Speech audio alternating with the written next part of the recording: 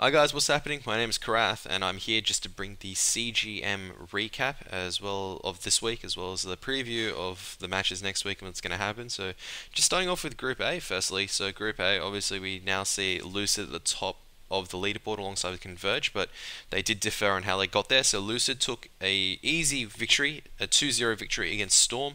Converge, meanwhile, had to struggle quite thoroughly. They had to take it all the way to the third map on Inferno, but they did manage to prevail 2-1 against Brimstone. So Brimstone did manage to push them all the way towards the end. And closing off, Reflex winning the first game and taking a quick 2-0 over Chosen, and that was a very interesting 2-0. The first map very close, but the second one not as close. Just going into Group B recaps before I go into individual teams. So we do see Dismay on the top of the group taking a 2-1 victory against Rovers. But I would say that was actually kind of Rovers actually falling apart midway, which is quite interesting. Once again, I'll be recapping the games and teams individually after everything's done. So Alterna did manage to take a 2-1 victory against Realbin, so this is a match I didn't manage to catch, and probably I think it was clashing alongside with I think Dismay up against Rovers, I think. So that one ended up, or no, it was Lucid versus Storm. I think that was the one it was clashing against. So Alternative managed to take that 2-1 towards the end, and Arrays had a very easy 2-0 victory over Vank. So these are also the standings at the end of the week, with actually four teams now, both with 1 wins and 1 loss in Group B, and Dismay coming out on top with 2 victories.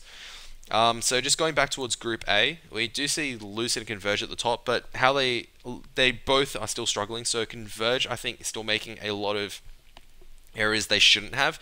I'm not sure what's happening there.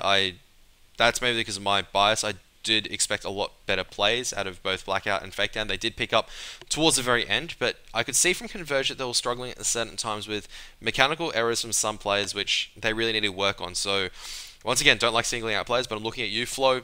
Inferno, they lost, even though they did win Inferno towards the end. Flo should not have lost that position so many times. In terms of on A site, he got consistently executed upon, and there was nothing he could do. He was just peeking out aggressively, not really able to do anything. And yeah, so Converge just need to figure out, okay, like we got to go back to the drawing board, figure out exactly what to do in terms of getting all their teammates to play together, cross-firing and whatnot. Similar to Lucid, we saw a lot of the time, a lot stronger players from Total this week, because I did single out Total in week 1 in terms of AWPing ability on Cage, but once again, like a lot of questionable decisions where they just go, okay, I'm here, I've seen a counter terrorist, I'm going to whip out a grenade now. Like, it's just basic mechanical errors, There are these things that are going to cost them if they do manage to get into the playoffs towards the end of the season, so they are on top of the group, but they still have a lot of errors they need to work on.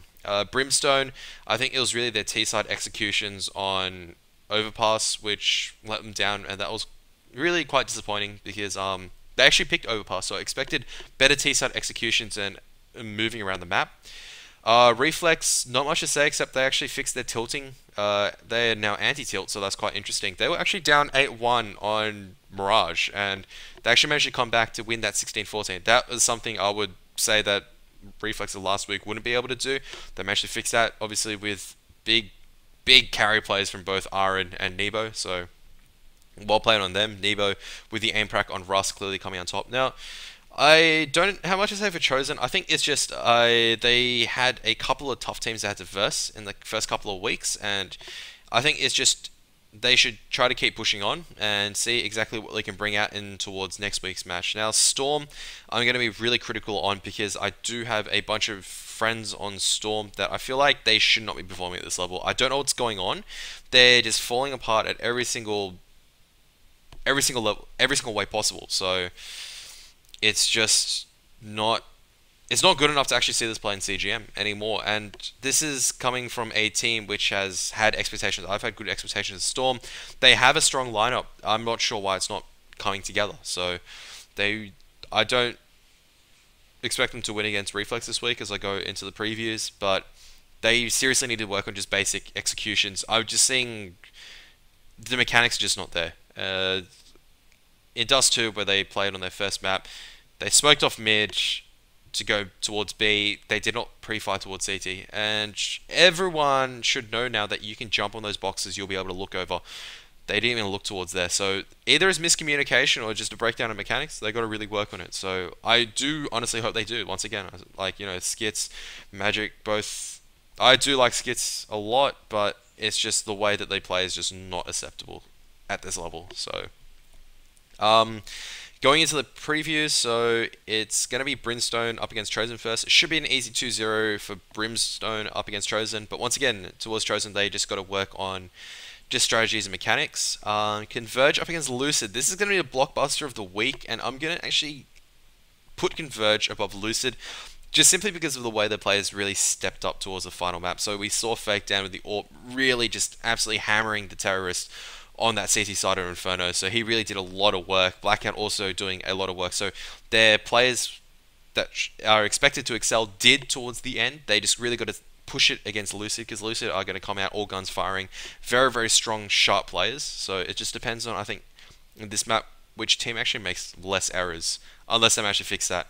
And as stated before, Reflex should have an easy 2-0 against Storm. I don't expect Storm to actually just completely change the way they play within a week.